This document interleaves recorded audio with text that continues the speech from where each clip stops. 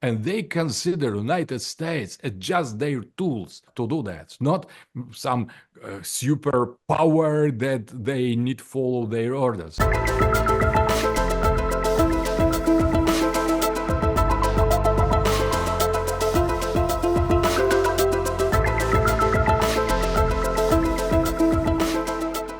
On the point of the Middle East, Gaza, is there any possibility of us seeing a ceasefire or any sort of resolution in the immediate future? I'll say very quickly, I think there is a possibility at some point that you'll get a ceasefire, but will you get a resolution of the crisis between the Palestinians and the Israeli Jews, or will you get a resolution of the war or the genocide in Gaza between the Israelis and Hamas? I think the answer is no. The Israeli goal is to defeat Hamas. I do not believe they can defeat Hamas. I think the Israelis have obviously damaged Hamas considerably, but Hamas is still a formidable fighting force, and the Israelis are in no position to decisively defeat Hamas. And the Israelis have no strategy for settling the conflict inside Greater Israel between the Palestinians, Israeli Jews, other than to ethnically cleanse them. And I do believe the Israelis have been trying to ethnically cleanse the Palestinians from Gaza and from the West Bank, but they have not succeeded. In all likelihood, they will not succeed. And the end result is the conflict between the Palestinians and the Israelis will go on for a long, long time, long after I pass from this planet. And you also want to remember that the conflict between Israel and the Palestinians is only one of three big conflicts involving Israel at this point in time. There's also a conflict in Lebanon that involves Hezbollah on one side and Israel on the other. And even though you just got a ceasefire, the fact is the Israelis did not decisively defeat Hezbollah. They cannot decisively defeat Hezbollah. And this conflict is going to go on for as far as the eye can see. And then the third conflict, of course, is between Israel and Iran, where the United States might even be involved. The Israelis cannot defeat Iran.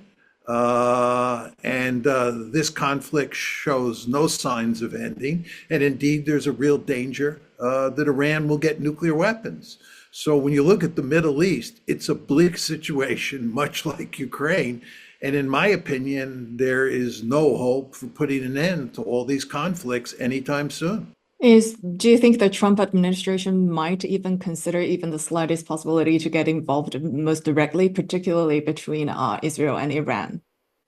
No, I think that the Biden administration has demonstrated clearly that we have no interest in getting involved in a war with Iran. It's a war we could not win. And if we did get into a war with Iran, it would incentivize them to get nuclear weapons. So I don't think the Trump administration will be interested in fighting a war against Iran. By the way, what's been going on with regard to Iran and the United States is that both Iran and the United States have been trying to avoid a war between the two countries. Iran doesn't want a war with us any more than we want a war with Iran. It's the Israelis who have been trying to drag us into a war with Iran. The Israelis want the United States to attack Iran to destroy its nuclear facilities once and for all, which is impossible to do, but they want us to try to do that. And they want us to do so much damage to Iran that we will affect regime change in Iran. And presumably we will then get a government in Iran that's favorable to the United States and to Israel. This is delusional. This is not going to happen. Most American policymakers thankfully understand that, and therefore we're trying to avoid a war with Iran. And again, Iran's trying to avoid a war with us, but it's the Israelis who are trying to drag us into a conflict. And I don't think the Israelis will succeed. with the Trump administration, where they failed with the Biden administration. But one never knows. I would like to add some words. I agree, in general features, with what Mr. Mersheimer has said, because it is true. I just want to make one observation of the theoretical level. So, strategy and realism is limited as attitude, as a manner of analysis to some levels of the reality. And when realists, they remark something that that goes beyond the strategical and realist dimension, they say, oh, that is just irrational. And there is a kind of too irrational attitude, I think, in the strategy in the international relations. On one hand, liberal idealism that is promotion of the liberal democracy against the interests of, for example, the United States. That is what is globalism? What is globalist attitude? To sacrifice American national interests in order to promote some agenda of LGBT individualism, posthumanism, something that sounds progressive. And in order to promote this agenda, the way is to get beyond American national interests. So when we are dealing here with some perverted kind of idealism. So ideals beyond the interests. So something that is liberal way. But in the case of Israel, we are dealing with the different kind of not realist attitude. It is not liberal anymore. It is the kind of eschatological agenda. So I think if we consider Israeli far right or religious right, they consider the reality on the totally differently than ourselves. That is not strategical. That is very idealistical, but not liberal in liberal sense. They think that the time of Mashiach, in which the Jews, Israeli Jews believe, should come. That the time of Moshiach, of the Messiah, has come.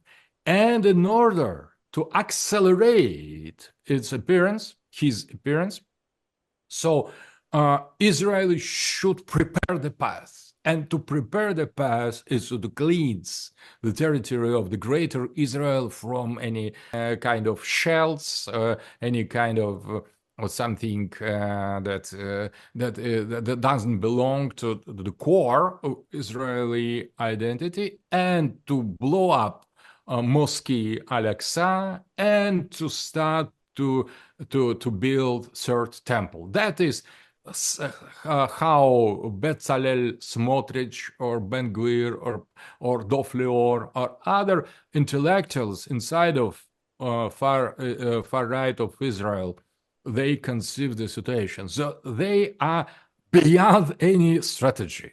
So kill Palestinians, cleanse Gaza, cleanse West Bank, conquer Damascus, kill Assad, cleanse any Palestinians from the promised land. That is the way to accelerate, to provoke the coming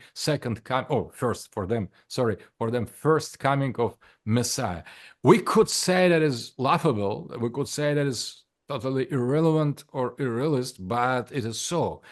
If we are consequent realists, we need to understand them. And they consider United States as just their tools to do that, not some super power that they need follow their orders. So they totally they mock on United States. They consider this very stupid but huge power that should be used in to achieve the goal of this small, relatively small group of people, but with very fanatic ideas. That adds some eschatological element to the Middle East strategy. So we need to put on the same scale, on the same level, the realities, strategical realities, what United States wants, what Iran wants, that for Syria or Hezbollah or Hamas could afford, and this eschatological level of totally irresponsible, comparing with strategical level of thinking, behavior. So, and that being not strategical, not realist in its core, in its nature, it acts on the level of the global strategy. So that is, I think, the very important element. So Mr. Mearsheimer has shown some years ago in his, as well, controversial text with Walt, how small Israel is in front of global American interests, how secondary, how unimportant Israel as real political entity is comparing with the global interests of United States of America. And that is totally correct on the level of the realist strategical analysis. That is totally true. But if we take in consideration subjective reality of the Israel government, we could say they are ready to violate any kind of realism, any kind of strategical thinking in favor of their messianic ideals, and we need to deal with that. So it is quite irrational to start war between United States and Iran, but such war could happen. In spite of the contradictions to the interest, the logical, rational interests of all three countries involved, that will destroy, if we consider that in the purely material aspect, Israel, it will damage American strategy, and it will make harm to Iran. Nobody is normally interested in this, in such kind of war, except the people who think differently, and they are not just the marginals. So we should not underestimate marginals. They sometimes they are key players in, as for example, Bolshevists on others. So we need to take them as well in consideration, and that is why I think the situation in the Middle East would not be easily put to truth or peace talk or ceasefire in Gaza or elsewhere in Lebanon, precisely because of this factor. It is just maybe minor factor in the politics, but it is very powerful in the Netanyahu's government. I wouldn't underestimate that.